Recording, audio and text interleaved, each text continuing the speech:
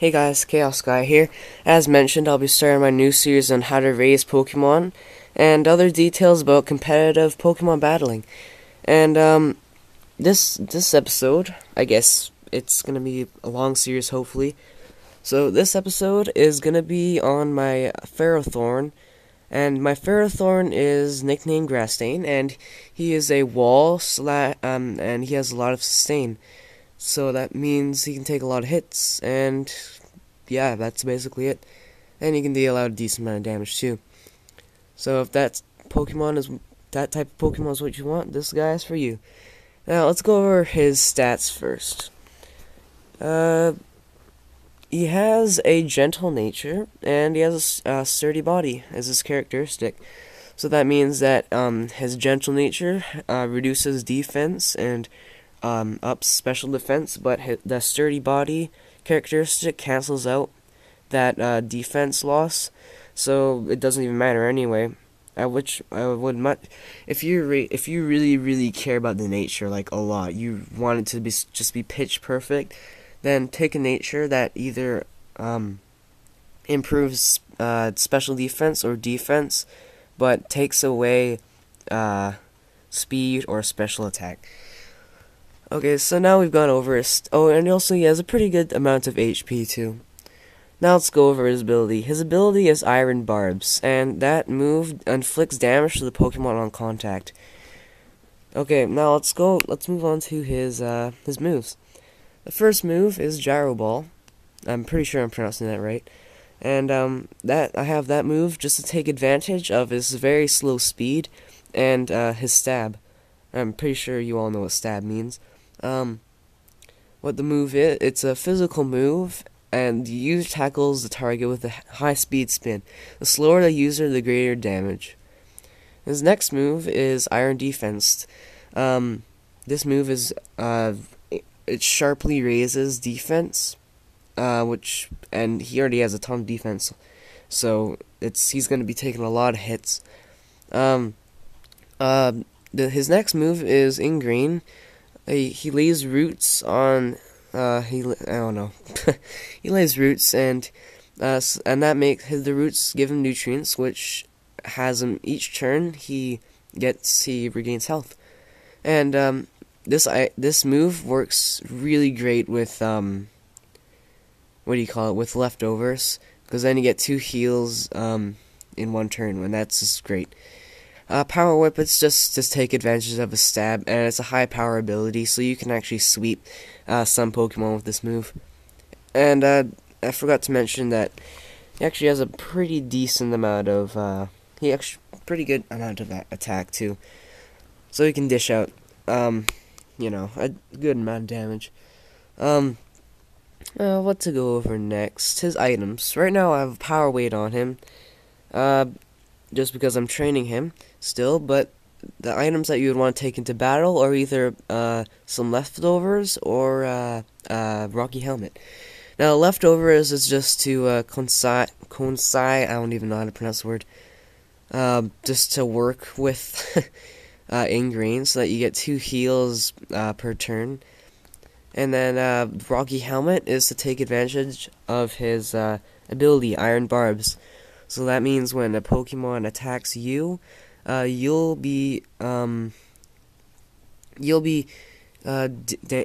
still be doing damage to them as long as the move that they attacked you with is a special a physical move.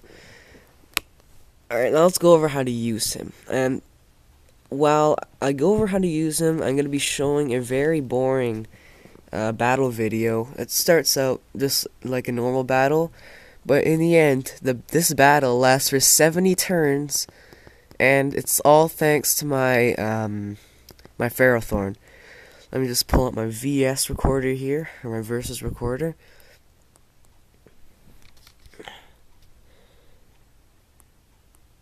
Alright, I'm just gonna take out my battle video here. You'll see it's on the battle subway. Hopefully this camera's in focus.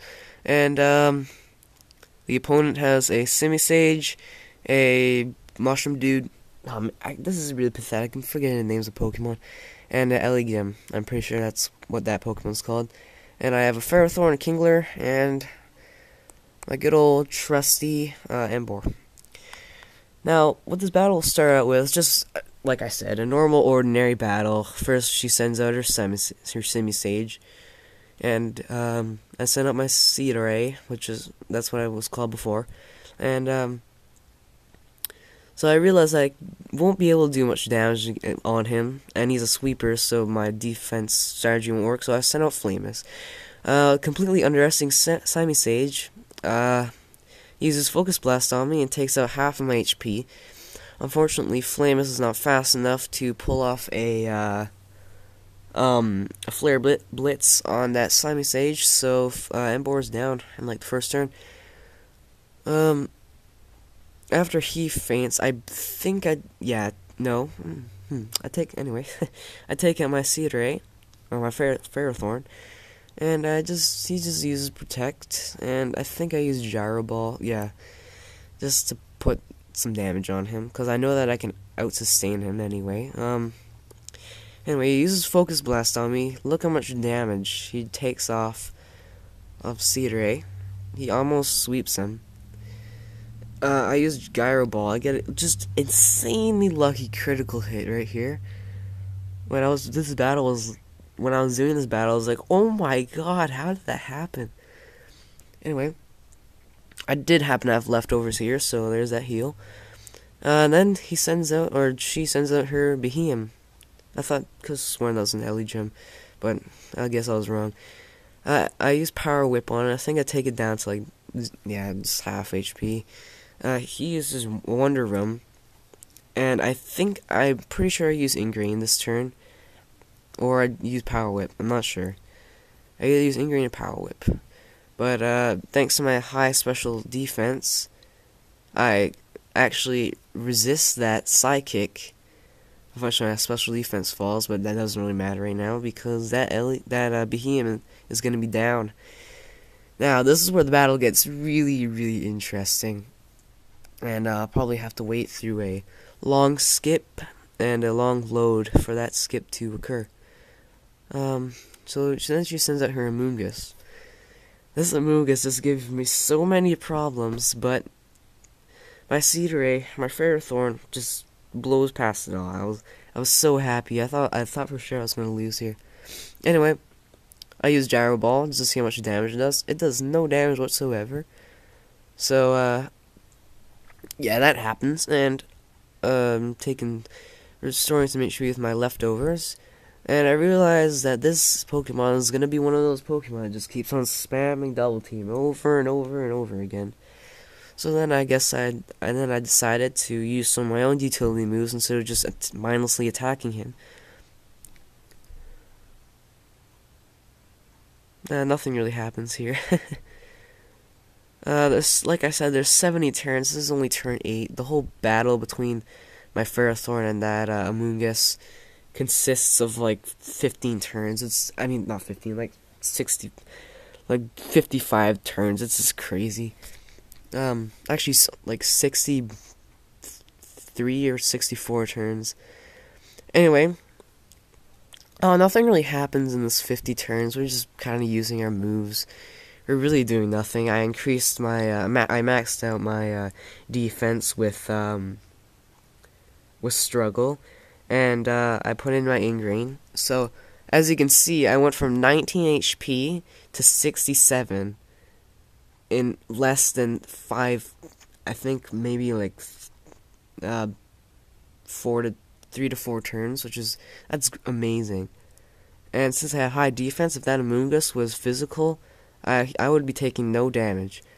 And also, if that Amoonguss happened to be a sweeper, then it would have been done by now. But no, it had to be a sustain, just like me. Sniff.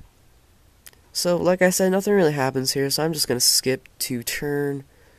What's happening here? Oh, great. I thought I was skipping turn 14. Yeah, I'm a little bit sick. I'm using Giga Drain. He keeps on putting me to sleep and stuff like that. Oh no, why does it keep on doing that? We're just gonna have to keep on waiting through this. Sniff. Sad, that was a sad sniff. Alright, so you can see that both of us are at like full HP. Hopefully I can tap this rapidly enough. Oh my god. Ah, another sniff. I need a Kleenex. Come on, come on, come on.